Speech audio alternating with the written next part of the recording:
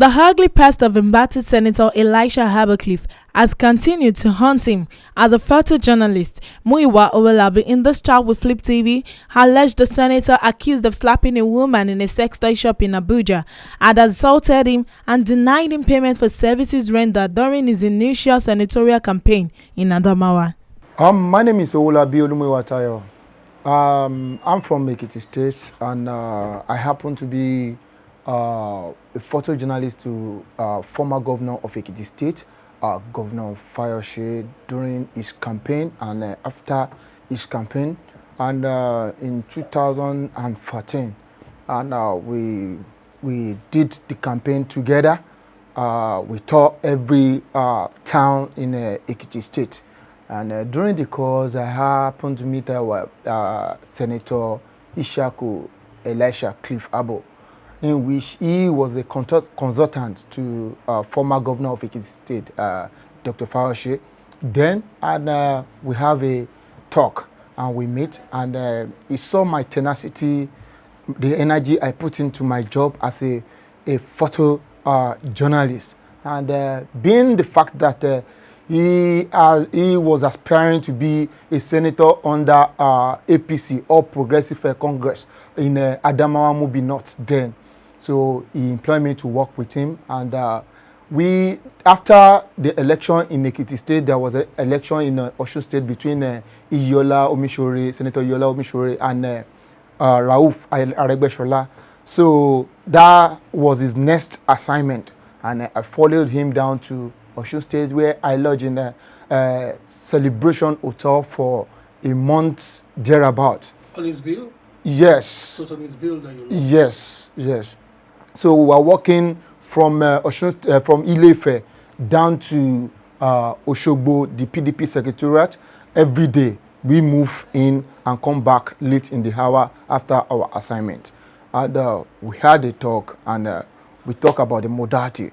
And thereafter, after the election that Senator Iyola Omishore lost the election, we went to Abuja. We lived for Abuja together, and I lived with him in his house. I was in his house for a couple of months. There was still pen being given then, but I made my quotation known to him about what I'm to take for the charges of the video and the photography and the documentary I was doing for him. For the period, for the period of a month. And thereafter, when we get to Abuja, we have to do a strategic plan in order for us to move to Yola. Okay. So that was how we moved to Yola from his our residence. He got a copy, and this man, is HOA, head of admin, is the one who are able to relate with directly, because he will always stay in his room, and we might not have even access to him, and we might send message at times, he will not acknowledge. He always stayed in his room. Maybe it's whenever he needs your services, he beckon on you. Now we move to Yola, and our first time in Yola, that will be my first time in Adamawa, and we lodge at Lelewa Hotel. Lelewa Hotel is directly opposite Yola Polytechnic. So that was where we lodged, and we were there for weeks. And thereafter, we moved. After he had meeting with his local government chairman and everything, he gave them cars and everything.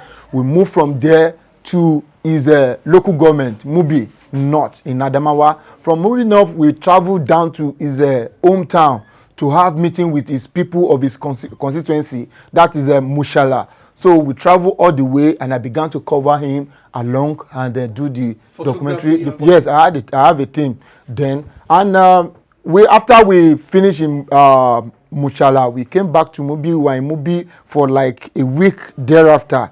There was a hotel we lodged in Mubi. I've forgotten the name of the hotel in 2014. So we came back to Abuja, because he was during that time it was a primary election, so he's planning for to get a ticket for senatorial seat. He is the one, because we are in team, the staffs were many, so whenever he lodged to an hotel, he paid the bill, but the work, we had an agreement. If I may say, I'm not talking about the monetary aspect right now. What I'm talking about now right now is justice, because what prompted me to come out right now is when I saw the video clip of how he maltreated that lady, my memory flashed back to the same experience I had with him in Danzo Hotel.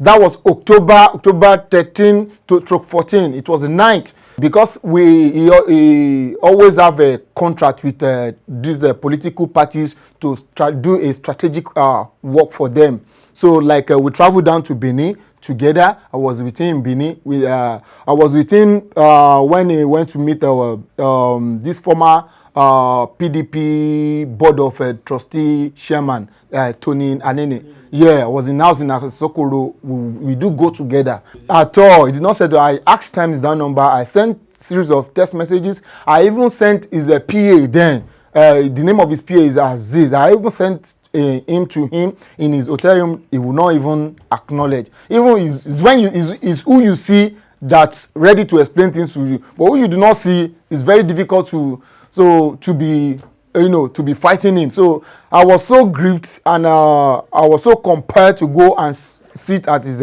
doorstep in order waiting for him to come out. At his hotel? Yeah, at his hotel. That was the second time we came to Danzo to Yola.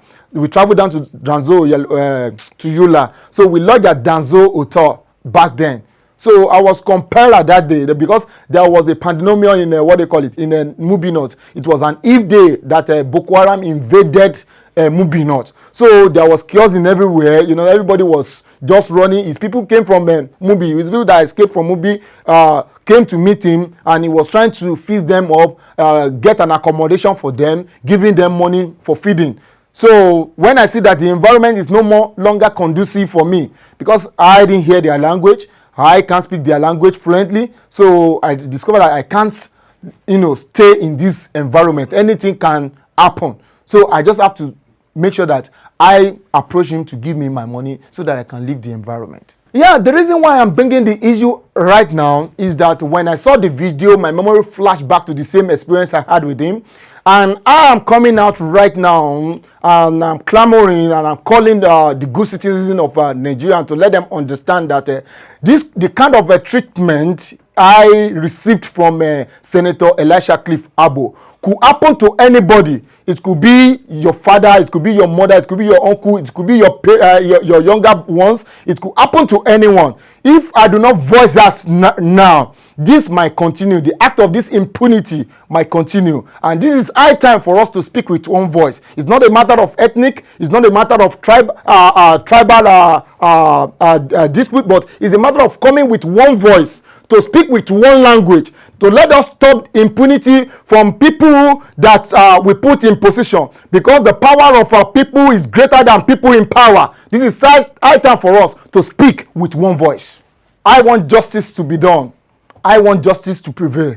I don't know, because presently my lawyer has taken up the case right now. He called me on Friday, and I was in office, and we had a talk, and he said he's filing the case, and he's submitting it to IG any moment from now. I said this in one of the interview I had, that at times someone might have a good heart but a bad character. Yes, then everybody has right to his opinion. Everybody has choice. It's a matter of choice of loving me or not loving me. So I think that's their choice. I won't stand, to talk against being in Senate or not being in Senate. What I would just say is that if a man feels remorseful of his bad character and try to turn a new leaf, and I think he can be given a second chance. But if not, let people decide. I met him after the death of his wife. I heard that he died of blood cancer thereabouts. Yeah, that was what I heard. To hell is man, to forgive is divine. I'm good to go.